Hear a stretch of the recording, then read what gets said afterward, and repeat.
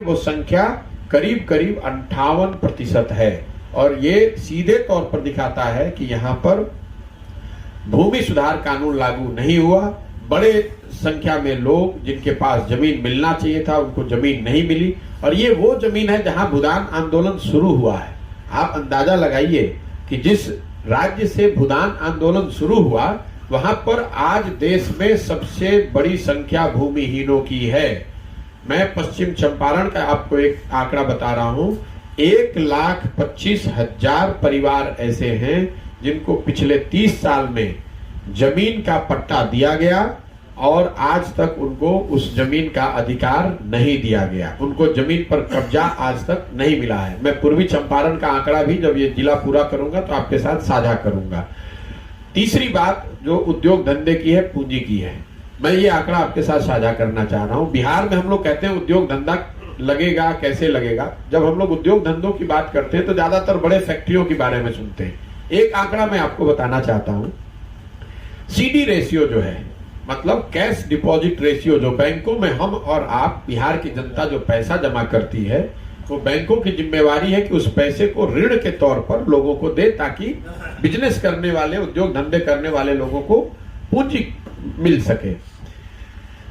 देश में ये आंकड़ा है 70%, मतलब बैंकों में 100 रुपए जमा होता है तो 70 रुपया ऋण के तौर पर लोगों के पास वापस आता है। जो देश में अग्रणी राज्य हैं, तमिलनाडु है, आंध्रा है, कर्नाटक है, महाराष्ट्र है, वहां पर ये जो प्रतिशत है वो 90 से ऊपर है। मतलब अगर 100 रुपए जमा हो रहा है तो 90 रुपए ऋण के तौर पर वहां के लोगों को मिल रहा है।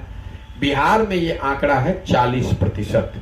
सीडी रेशियो बिहार का है 40%। अब इसका मायने मैं आपको समझाता हूं। लोग कहते हैं पैसा कहां से आएगा।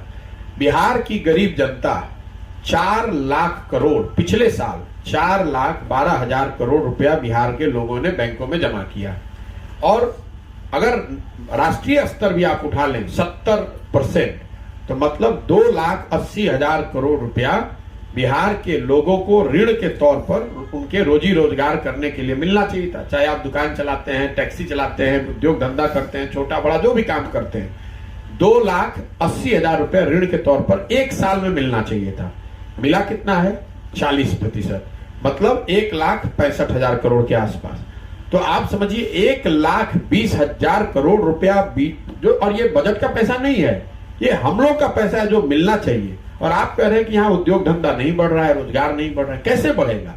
जब नीतीश कुमार मुख्यमंत्री बने तो सीडी रेशियो था 25%। वो लालू जी के राज की कृपा थी कि मतलब बैंक में 100 रुपए जमा हो रहा है तो 25 रुपए ही लोगों को ऋण के तौर पर मिल रहा है। और दूसरे राज्यों में, महाराष्ट्र में, कर्नाटक में, आंध्र में, तेलंगाना में ये रेशियो है 90, 95, 100।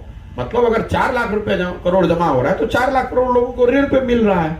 तो आप और आपके हमारे बच्चे, समाज में जो लोग काम कर रहे हैं, कोई दुकान खोलना चाहता है, कोई टैक्सी चलाना चाहता है, कोई एक वेंडर बनना चाहता है, कुछ उद्योग धंधा, छोटे मोटे जो उद्योग धंधे हैं, अगर आप सीडी रेशियो। आपके सपनों को हमने सजाया है, ई होम्स पैनोरमा को हमने बनाया है। ई होम्स मेरा एक सपना था जिसपे मैं पिछले 4 साल से काम कर रहा था। हमने जो बनाया है वो सबने है माना। ई होम्स पैनोरमा में हो आपका भी आशियाना।